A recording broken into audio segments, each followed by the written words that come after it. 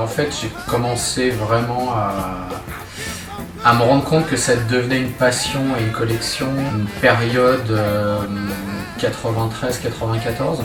Je travaillais à Londres pour MTV et c'est aussi les moments où j'ai commencé à rencontrer et à traîner avec des gens comme Fraser Cook, Michael Koppelman et tout ça. C'était toute la clique Stussy, Gimme Five à Londres et je travaillais toujours avec eux et j'ai presque envie de dire c'est peut-être un peu Fraser qui m'a initié à ça, étant lui-même collectionneur.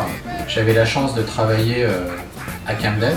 Tous les jours on passait, on allait traîner sous les arches à Camden et voilà, et avec les potes on commençait à voir déjà des modèles dont on ne connaissait même pas forcément l'existence, dont on avait entendu parler, voilà, des vieilles Roning des années 70, on ne comprenait pas forcément pourquoi tel ou tel modèle était vendu entre 150 et 250 livres à l'époque la paire.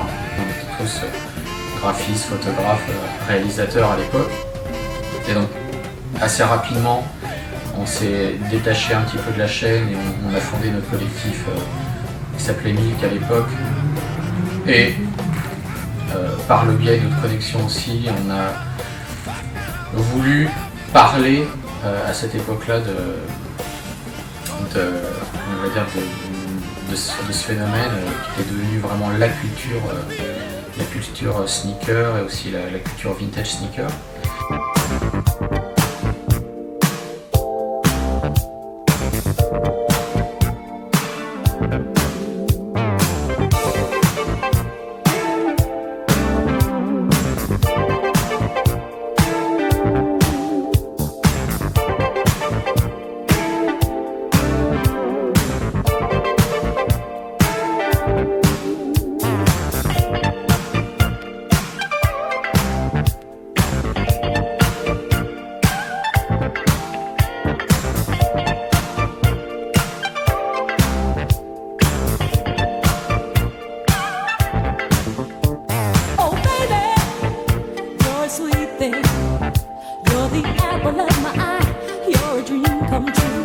Au fur et à mesure, des rencontres, des allers-retours, Londres, Paris, New York, un peu le Japon et tout ça, voilà, la collection a commencé à s'enrichir, il y a eu des échanges aussi, il y a eu des sacrifices financiers, il y a eu des sacrifices moraux parce que finalement on se déshabille une paire et puis on se dit j'arriverai jamais à remettre la main dessus finalement. Et puis, voilà, donc tout a démarré un petit peu comme ça.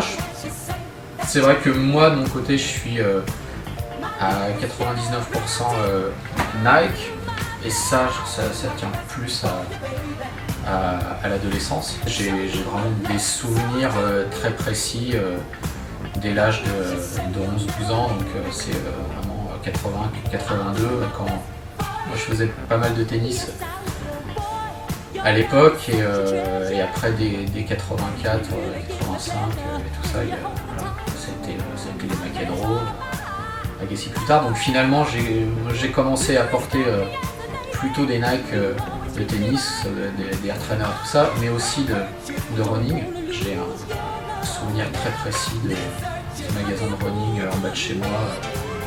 J'avais vraiment forcé mes parents à m'acheter une Nike Columbia à l'époque.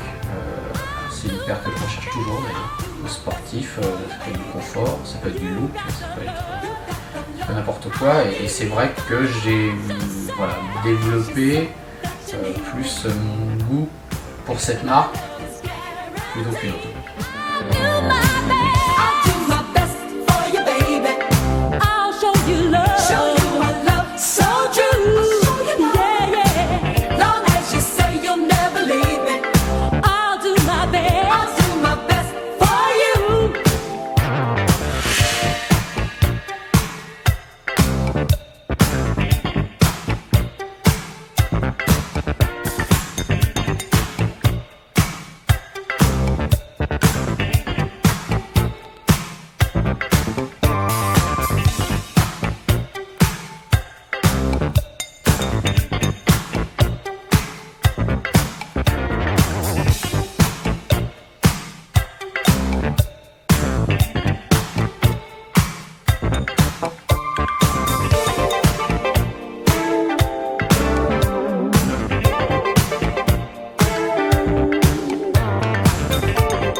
fur et à mesure des années, et c'est vrai que le phénomène s'est un peu accru, on va dire, depuis fin 90 jusqu'à aujourd'hui. J'ai vraiment essayé de concentrer entre guillemets ma collection sur une période assez précise qui moi me plaît. C'est à la fois une période que j'ai finalement pas connue et une période que j'ai connue en tant qu'adolescent. Donc la période que j'ai pas connue, c'est bien sûr Nike et ses origines, tout ce qu'il a pu apporter à Bowerman, Lister et tout ça, à travers les différentes paires qu'ils ont créées depuis 72, essentiellement en running depuis cette période. Et puis basketball allant de 82 à 86, hors Air Jordan, mis à part la 1 et exceptionnellement une 3. Parce que voilà, c'est pareil, je préfère me concentrer sur quelque chose. Quand je dis quelque chose, c'est vraiment sur un modèle bien précis où je sais qu'il existe une gamme assez importante de variantes de couleurs, parce que ce qui m'attire et ce qui m'a vraiment attiré déjà dans toute la partie running, c'est l'éventail de couleurs que pouvait offrir Nike. Mais bon, ça c'était bien sûr, ça correspondait à la période des 70s.